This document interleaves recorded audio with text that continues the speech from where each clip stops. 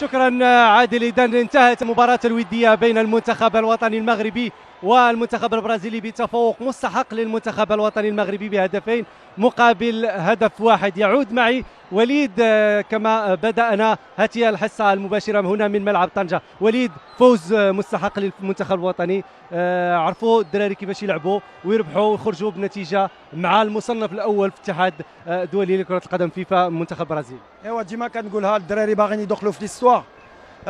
اول مره اللي غنربحوا البرازيل صراحه هاد الدراري كيديروا اللي عليهم. لعبوا بغون بروميير ميتون كنا مزيانين.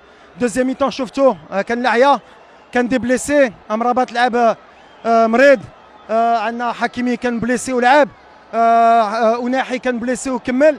هاك الحمد لله هو هذا الجروب اللي كيدخل كيتقاتل.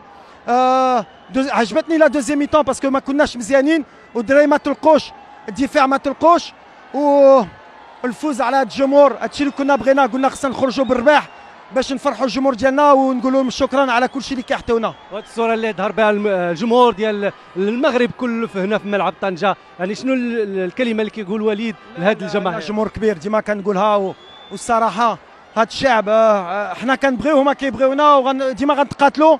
ولا كان النتيجه الحمد لله ولا ما كاناش بعدا غيعرفوا ديما غيكون فرقه اللي غتقاتل، واللي مهم هي الفرحه ديال هاد الجمهور والحمد لله. اكيد كتنتظر مباراه اخرى يوم الثلاثاء امام المنتخب. ما غاديش تكون سهله، علاش غنلعبوا دابا 3 ايام مع رمضان. غنشوفوا نحطيو شويه الدراري اخرين باش تا هما يثيقوا في راسهم ونحطوا لهم الوقت اللي كيستاهلوا.